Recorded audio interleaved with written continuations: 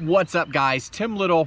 Welcome back to Tactical Bassin. Today's video, we're talking about post-spawn fishing. Where do these fish go after the spawn? We're going to talk about the different types of fisheries, your highland, your lowland reservoirs, your current systems like your deltas and your river systems, ponds and natural lakes. And not only that, we're going to talk about the different ways to catch them.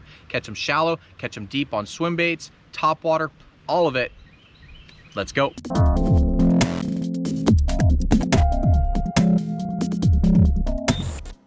A lot of you are going to be like, post-spawn? I thought we were pre-spawn and spawn. Now we're jumping into post-spawn already. And the reason being is because, like here on Chickamauga, our fish are in all three stages. We have some pre-spawn fish that haven't moved up yet, still full guts, getting ready to move up on the next new moon or full moon. We have some spawners, some bedding fish, and then we have some fish that already spawned last moon that are already in that post-spawn transition. And depending on where you are in the country, it all depends on your water temps, your weather, your moon phases. You know, up north you're a lot farther behind us. Down south, out west, might be a little bit ahead of us. So it all depends on where you are in the country, and the different weather patterns and moon phases you're in. So out here, like I said, we're in all three phases. So you can go find them pre-spawn, you can go find them on beds, and you can go find them in that post-spawn transition, trying to feed up after they spawned. Now I'm tucked back in this little cut right here because it is blowing like no other out there. Probably 25, 30 mile an hour winds. So I wanted to idle around and show you guys where I would go, different things like that. But with today's weather conditions, it'd be a little tough. So hopefully you guys can hear me through the wind. Like I said, I'm blocked, but let's get to it. So post-spawn, obviously the bass start moving. You know that you're gonna be going into your summer patterns. And what's really cool about the post-spawn transition is it's almost like the exact opposite of your winter transition into your pre-spawn stages. It's almost just like reversing that stage, but the fish are gonna be more aggressive. They're gonna be eating, feeding up. They're gonna be more aggressive with that warmer water, so you can throw a lot more fast-moving baits, a lot more reaction baits to really key in on those fish. So if you were hammering them in that winter to pre-spawn transition, those same locations, wherever your fishery is, those same locations that you caught them as they moved into the back of spawning bays, now just reverse that and work your way out and fish those same areas, and you guys are guaranteed to catch fish. So, well, let's start off with talking about the different types of fisheries, because depending on the different types of fisheries, the fish move a little bit differently. The four main types of fisheries: your Highland Reservoir, that's gonna be your steep banks, real short dam, but real tall, if that makes sense. Real narrow dam, but real tall. Your lowland reservoirs, that's gonna be less steep banks, doesn't have as many arms and fingerlets like a Highland Reservoir does. Its dams are typically long and very short. You know, sometimes those dams can be a mile long or so. You got your current systems, like your river systems, your deltas, the TVA, Chickamauga, Gunnersville, Watts Bar, Nickajack, that sort of stuff. And then you have your natural lakes, like Clear Lake, and your ponds are gonna fit into that category as well. So let's break down the different types of fisheries, how those fish are gonna move, and most importantly, how to catch them. So let's start off with Highland Reservoirs. Your steep and deep reservoirs, typically they have a lot of water fluctuation. You know, in the springtime, those reservoirs fill up, and out in the summertime, they pump those things low, and sometimes that water level can drop 50 to 150 feet. So it really depends on where you are at in that water column, where those fish move. But that can change, you know, depending on where your fishery is at with that water column. But typically, those fish are gonna work their way out, right? They're coming from the backs of those spawning bays. Those bays that are back behind those secondary point and are shallow, those bays warm up faster. That's where they were. Now, with that said, some of those fish are gonna stay there. That's where they're gonna summer. And we're gonna do some more in-depth videos on that on that specific topic, but a lot of those fish are gonna, about half and half. Some are gonna stay, some are gonna go. But if you work your way out of that bay, you know, that next point, fish your way out, those fish are gonna use those points just like a ladder just to get back out to that main lake point and that offshore stuff. Again, these fish are gonna be going into their summer patterns. So summertime, those fish are gonna pull out to breaks, to island tops, to river ledges, and then the other side, those fish, those other shallow fish are gonna stay in the backs, looking for grass, looking for that sort of stuff. So fish your way out of those coves with that. The Highland Reservoirs, typically you have clearer water. You know, not in all cases, but a lot of cases you have, you know, 8, 10, 15, sometimes even 20 foot of visibility. So you gotta be somewhat finessey or finessier when you're fishing for those fish. We've talked about it in the past. You know, find those key pieces of structure, either laydowns or rock piles or submerged trees out off of those points, those same key points and areas that you fished on the way in during pre-spawn. Like I said, back your way out, fish your way out, fish those same things. But that's where you wanna, if you have electronics, use your side imaging, really find those key areas, because after the spawn, you know, it's hard on these fish. You know, they're up shallow. A lot of them are uncomfortable being up shallow. You know, they get beat up by whatever, just the process of getting the body ready to go through the spawn. They do the spawn, they haven't fed up, now they're just tired, they're worn out. So a lot of times they will just pull out to that next secondary point and just take a breather, just take some rest, hang out there. So if you have a nice spawning bay, a nice secondary point with say a rock pile or something like that, I mean, you could sit up on that with a drop shot or a shaky head. Those fish right off the beds aren't gonna be very active. You know, it's gonna take a couple days, but you could really pick them apart with finesse techniques, a jig, drop shot, shaky head. But you know, given a couple days after that full moon and they start backing out after the rest, then you can really turn up the speed and go with your deep cranks. You know, burning a fast deep diving crankbait is probably hands down my favorite way to do it. But Highland Reservoirs, you're typically clear water, so you're gonna go lighter line, and you're gonna wanna fish, like I said, those key pieces of structure.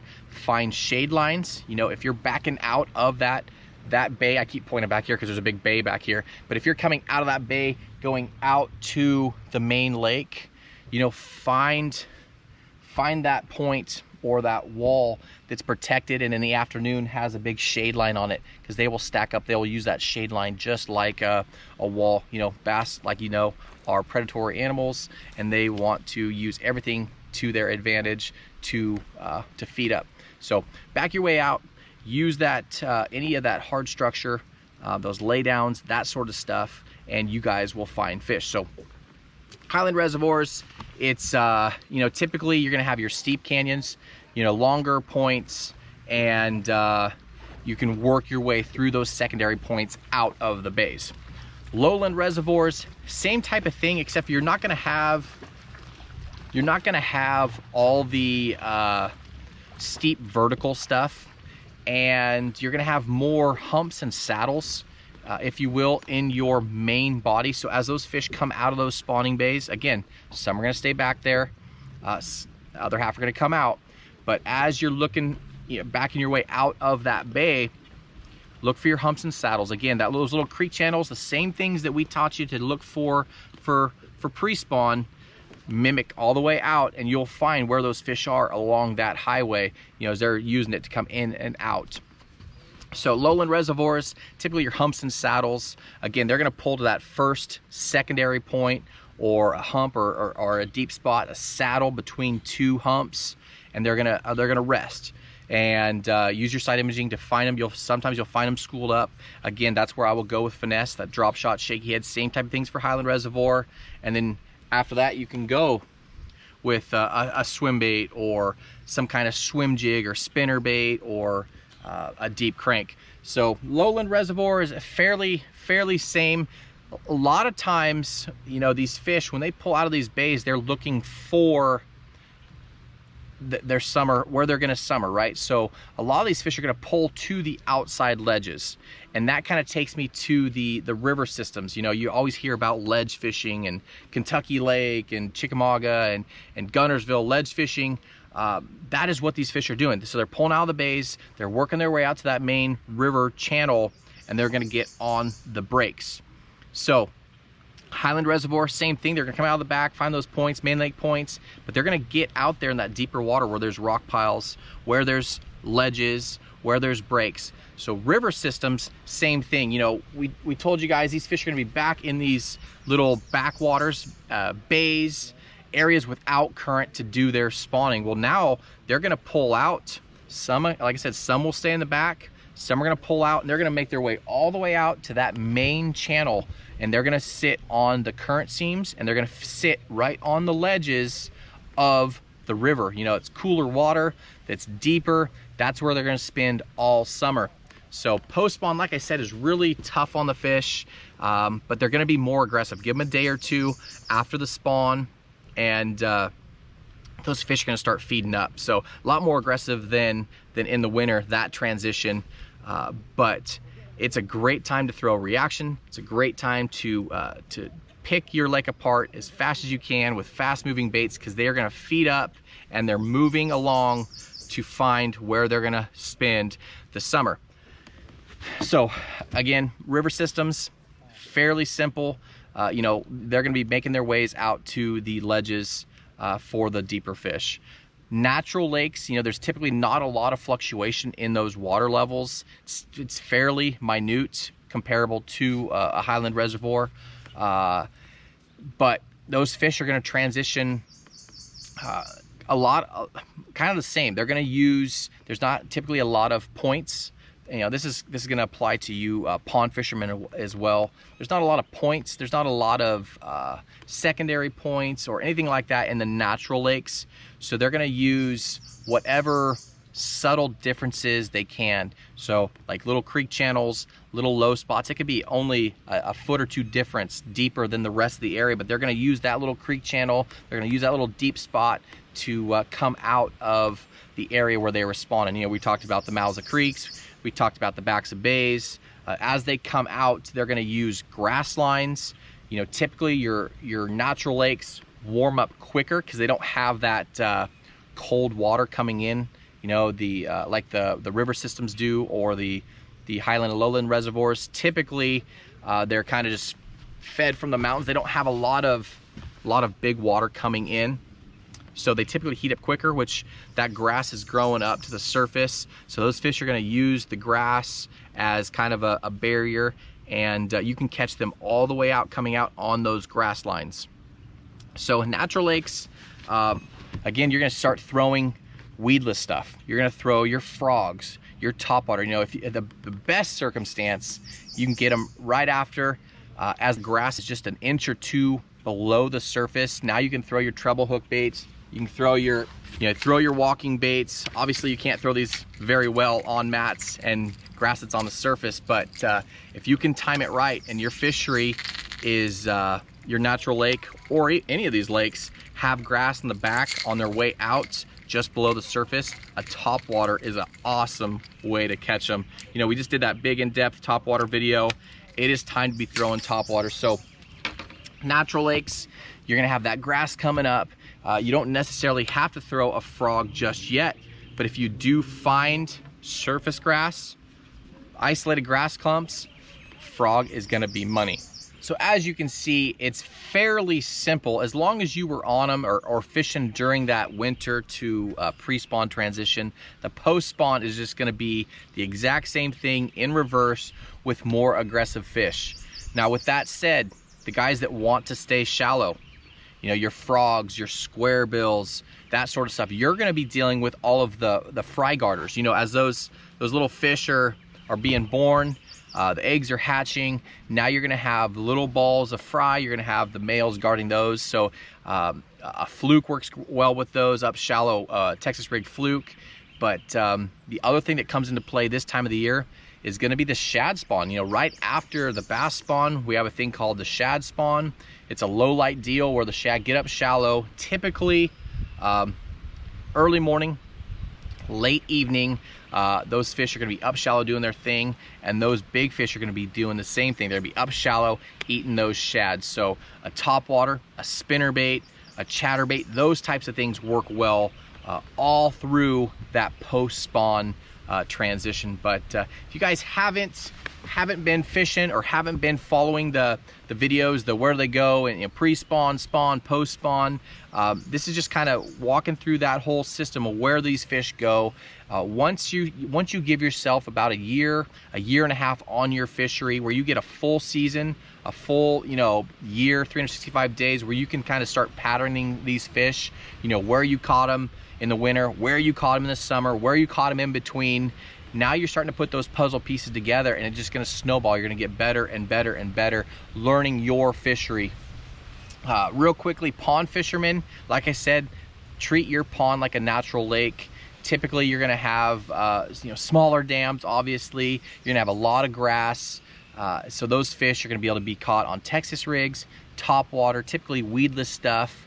But good thing is on those ponds is they don't have very far to travel, so it's pretty easy for you guys to figure out where they are in the grand scheme of things. But river systems, I love fishing river systems. As you could fish whatever you want. You could fish the backwaters like a lake, then it turns into a lake. Now you're looking for the shallow bays, you're looking for secondary points, or you can go all the way out to the main river and look for your ledges, look for those fish schooled up and where they're going to spend the summer. And obviously Highland and lowland reservoirs, you got the points to deal with, the high spots, the saddles, the main lake points, rock piles. That is really the key on those deals. So this time of the year is a great time to get out. I wish I could be out there showing you guys here where I'd set up and everything, but it never fails. Whenever I want to do a teaching video, it seems like it's either windy or rainy, but that's the life of if you guys have ever done any video stuff, it's always like that. So I will link my favorite baits for each type of body of water down below in the video description. I kind of breezed over it with with the top water and the frog and the crankbait and the wobblehead, but I will link all that stuff down below, my favorite colors and which technique works best in which type of body of water. So again, guys, post spawn, your fishery could be in all three stages, and honestly most fisheries are. It's not like it just happens to be just pre-spawn or just happens to be spawn or just happens to be post-spawn. Typically those fish, give it like a month and a half to 3 month period of your lake going through the spawning process before you're truly into the back of it, into the summer, full swing summer stuff. And we'll do some more videos on that, chasing down those fish and fishing them, catching them.